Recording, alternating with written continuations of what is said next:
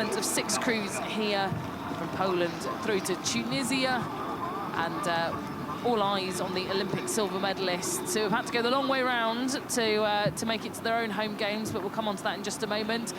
It's Martina Radoš and Katarzyna Wellner, home World Cup for them. Wellner from Stanislavska. Bydgoszcz is home for Martina Radoš. Here are Switzerland, Olivia Nacht and Elina Roll. The lady from Geneva in the stroke seat missed out at the final Olympic qualification regatta. To these guys, the French, Laura Tarantola and Claire Beauvais, those Olympic silver medalists who have had a treacherous Olympiad, but have made it here next to New Zealand's Shannon Cox and Jackie Kiddle. An electric performance from them on the Lake of the Gods at World Cup 2.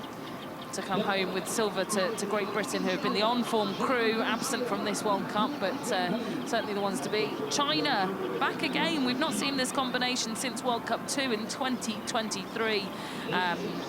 Vanzia Zhang and Zhang Li-Xiu. And then Tunisia, great to see Khadija Krimi in the bow seat, a very accomplished coastal rower, as well as flat water rower. She's joined by Selma Doadi of Tunisia in the stroke seat. They won the B final at Lucerne, so great promotion for them up here to the A final and the race for the medals. But so Martin, lightweights. Yeah. So essentially, these women have to be below 59 kilos, an average weight of 57 kilos, which is about 126 pounds. They weigh in 2 hours before.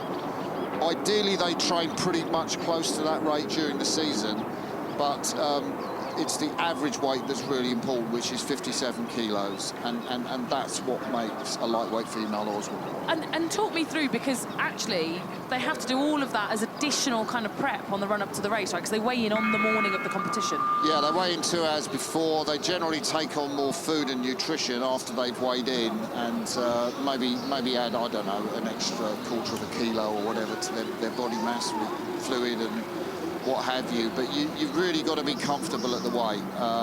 You know, if you're struggling to make the weight, with all the training, it's so difficult. It's just an additional layer, isn't it? We talk about rowing being a really demanding sport on everything in the body. You know, it's a full body sport, and then trying to make a specific weight and not being able to race if you don't make it, it's an added pressure, not only physically but emotionally for a lot of these athletes as well. Yeah, completely. So the Tunisian Kaja Krimi, who was in the Tokyo Olympics but with a different partner in the lightweight women's double sculls, she qualified for that games and I think finished 14th.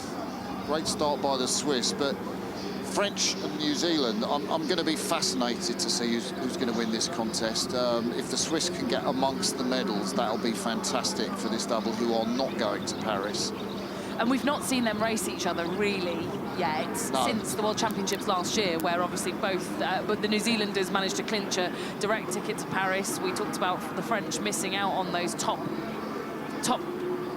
7 seats, but New Zealand, well, haven't they just had a journey, especially Jackie Kiddle in the stroke seat. You can see her there on the left-hand side of the picture. She qualified for the last Olympic Games in Tokyo with Zoe McBride, her old doubles partner, and then heartbreak for her when Zoe McBride, surprisingly... Well, we were talking about the issues with weight and, you know, the Red S syndrome, reduced, you know, deficiency that Zoe had, and she decided to stop rowing, and that left Jackie without a partner. She's found now Shannon Cox, who's going to be a policeman, I think, in New Zealand. Both her parents are police. The woman from Avon, I think, and they are now moving beautifully through the French double. So the French double Olympic silver medalists, they didn't qualify for the Worlds last year, but they killed it in the qualification regatta. I thought that put them really with a great chance for a podium place in Paris. And this is the benchmark, right? The Kiwis are the benchmark because they've got the closest to the reigning world champions, who are Great Britain, who aren't here, Imogen Grant, Emily Craig. We're looking now on screen at the Swiss, who they didn't manage to qualify through that final Olympic qualification regatta in Lucerne 3 weeks ago, but they've had a tough season as well. Eline Roll in the stroke seat suffered the loss of her father earlier on this season. Oh, so that's terrible. It's been a really rocky ride, and great to see them out here. Yeah, I think Frederick Roll walked away as well, if I seem to recall. So, yeah, lots going on in the Swiss team.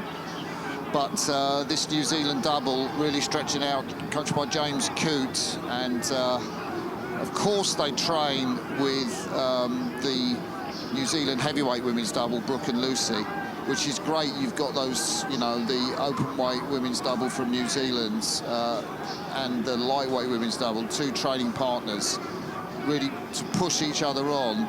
The French, the quickest moving boat on the course, and they do have a good finish. I've seen, you know, Claire Beauvais when she's been in the single, and Lara Tarantola, the Grenoble oarswoman, produced a really special last quarter. So let's wait and see if they can keep in contact here. And the French haven't been on the podium at a World Cup since Varese in 2023. So it's been some time since we've seen them with a medal around their necks. They're currently sat in silver medal position to this brilliant Kiwi crew, Jackie Kiddle, who we've just talked about her sort of journey back to the Olympic Games, but she's also gone via coastal rowing. It was great to see her at the World Rowing Coastal Championships last year in Barletta. She's gone and given that a try. Coastal rowing new into the Olympic Games in LA in 2028. So if you've not had a chance to look at that yet, Jackie Kiddle gave it a go. I think loved it. But back here to the flat water now, maybe we could see her in the Coastal Championships, the beach sprints in LA. Who knows, following Paris. They've got just over a length here on France. Like we say, not had a podium at a World Cup since World Cup 2 in Varese 2023. And then I think it's Poland who have now slipped into bronze medal position. The Swiss managed to hold off a charge in the repechage from Poland. So this, you know, you'd expect the Swiss as the winners of the repechage to be right up there in the hunt for a medal, but they've slipped back at the mercy of Poland in lane 1. I love the way New Zealand are sculling. They've got those really straight arms at the front end. They just hold it there. They're not too tense. They're quite loose, and then they use that to transmit the power of the glutes. You can see them there. Look at those straight arms that they've got, and the power of the glutes. They're so centered, and then they open that back out against the hips, and it's all fluid. It's all one movement, and they've really made this race theirs in the third quarter. Oh, what a great find Shannon Cox is in the bow seat here. She was, you know, she's new into this crew.